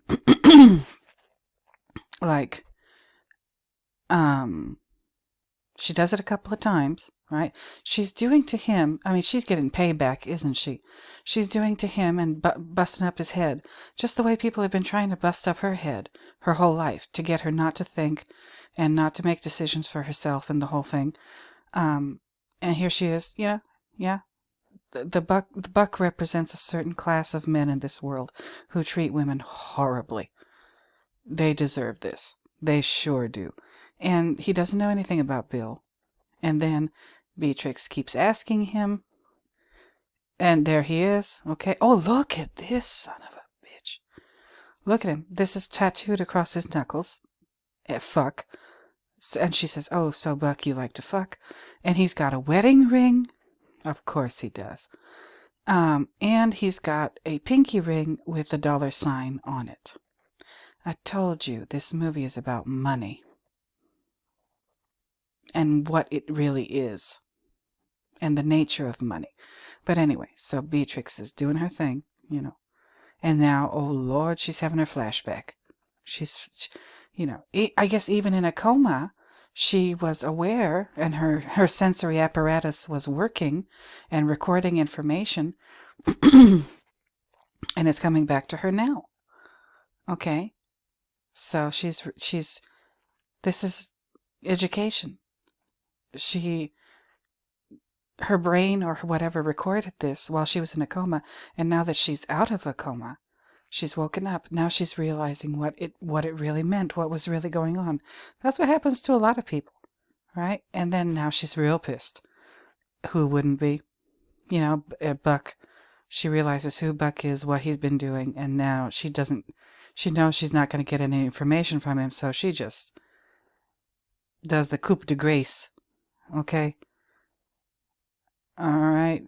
Yep. She takes his sunglasses. Alright. She steals his clothes so she can get the fuck up on out of there. And and look at this. Look at her body. Again, her legs, she can't use them. And she starts taking his clothes off. She starts with his pants. Boy, oh boy. Make of that what you will. Okay. And then she gets on that wheelchair.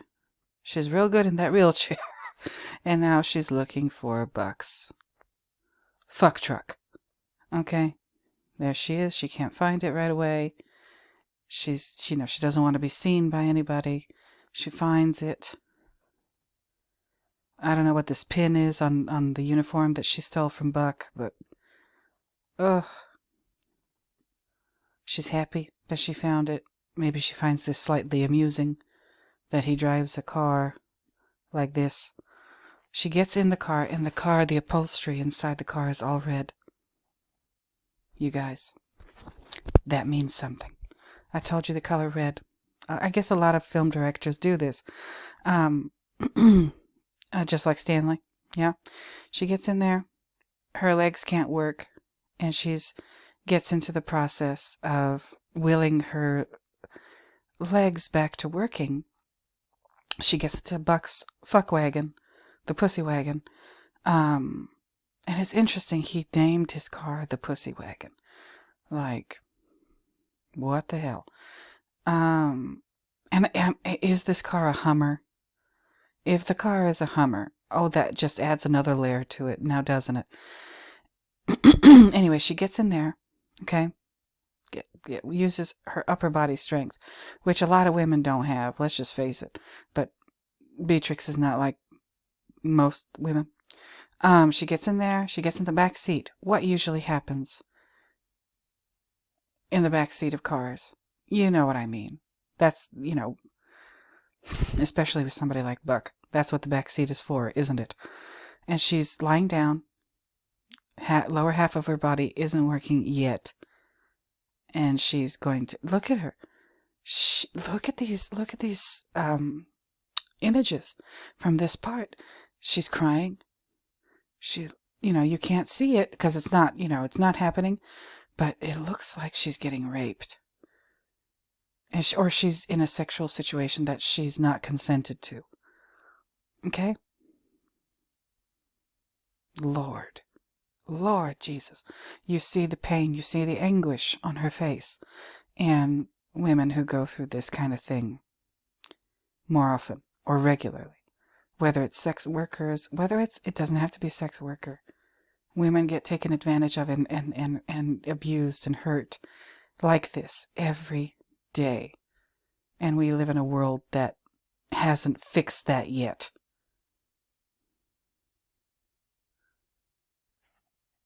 In this car, in Buck's fuck wagon, pussy wagon, whatever.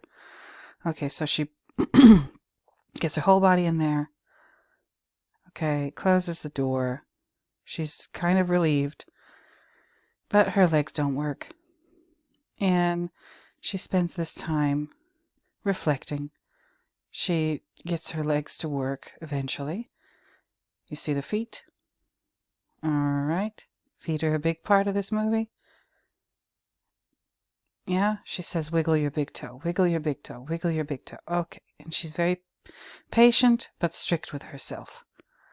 Okay, and then trying to get to that part. Oh yeah, she has her flashback again.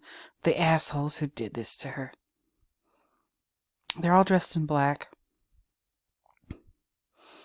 And the hairdos, like Vernita's hairdo And Oren's hairdo, like Lucy Liu is a pretty lady, but this hairdo, no. No. Elle kind of has the same hairdo, the long blonde thing that Bill seems to prefer. And this is Bill's brother, Bud. Black tie. Whatever. Yeah. So she's remembering this. She's remembering what happened. There's that Joshua tree again. Oh, wow. Who took pictures? Did Bill take pictures? No, Bill was already in there. How could he have? All right, so. And look, I mean, hold on. Where is it? There they are. There they are again. And they're looking down on her. That means she's already been incapacitated. Bill hasn't yet put the bullet in her head. And there's more wood. Remember the wood on the ceiling. So Bill didn't let any of these people do like that last coup de grace on Beatrix. He wanted to put that bullet in her head himself. Everything else, he let the assassination squad do it. He sat back. Yeah. But that one thing, putting a bullet in her head, that Bill wanted to do that personally.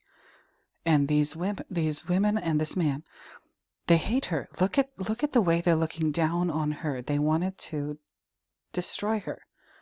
They're doing this because Bill ordered it, but they seem to be like totally okay with it, totally happy about it, totally okay with destroying essentially one of their own. They all do the same thing for a living. They're all assassins, you know.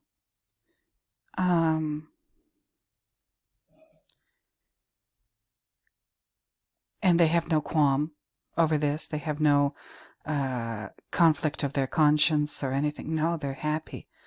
And they're happy to see her in this state. This is interesting. And like I said, each of these characters, they're all on her kill list. But each of these characters represents a certain, I guess, archetype as far as the spectrum of masculinity and femininity goes.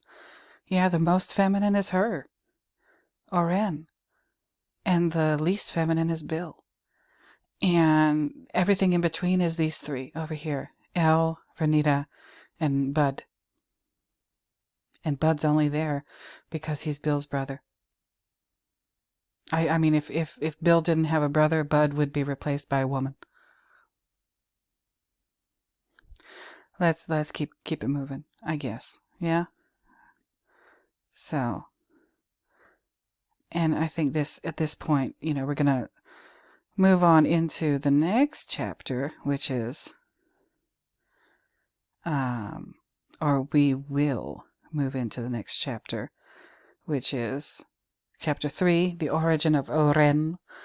All right. No. I wanted to end it on the title card. Sorry. Anyway, like I said, Lucy Liu is a very, very pretty lady. But that hairdo, I just can't. She needs that long hair. She looks great with that long hair. Okay, now I'm going to end it here. Next time, in my next installment of, what do I call this thing? Ugh, where is it? Kill Bill Analysis, Volume 1, Chapter... Okay, cool. Next time we're doing Chapter 3, and that chapter is The Origin of Oren. What I wanted to talk about real briefly, I wish I had more time. I mean, I do have more time, but I don't want to take up that much of your time. I'm running up on 2 hours now. This whole segment that we're looking at here, Chapter 2, and here it is, right? Chapter 2, The Blood-Splattered Bride. Most of this has to do with the institutions that we trust as people. We trust law enforcement. We trust doctors and hospitals. Did you notice that? He's covering that aspect of it in this part of the movie in Chapter 2, The Blood-Splattered Bride. We trust law enforcement, and Quentin shows us, I mean, I guess you have no choice but to trust them, but they're not, like, awesome. They're not. They're corrupt. They're full of shit. They're gross. Yeah. And then we go to medical establishment, same thing. Same thing. Women are carved up. Plastic surgery. We're given, we're dismissed in medical situations. If you're a woman and you don't feel well, they attribute it to everything other than like doing like a good thorough examination and taking you seriously. In some cases you say, I don't feel well, and they tell you to exercise. They tell you to exercise. In many cases they tell you like lose a few pounds, you'll be much better. And I mean that might be true, but women's health is very seriously dismissed, even in the medical establishment, the medical industry, what I call it. It is an industry. They sell products. They're called pharmaceuticals. And law enforcement too. When a woman gets murdered or violently assaulted in whichever way, we got people like Earl. It shouldn't happen. At this point in history, these things shouldn't happen. Women and men should not be raped or violently assaulted. It shouldn't happen, but it does. And these are the legitimate, kind of nice, clean, respected areas of society. We trust them.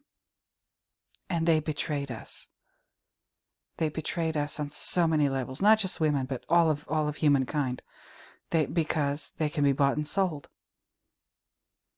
Remember Buck's pinky ring with the $sign on it. It's all geared toward taking advantage of people. All of it. Every single last bit of it. And I mean, in a weird way, at least Bill is being honest. Like, let's give him that.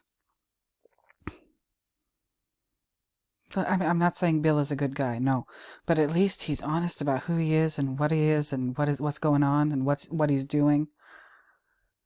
These other people, no, they're not honest. Look at, Vernita. Who does she marry? A doctor. A doctor.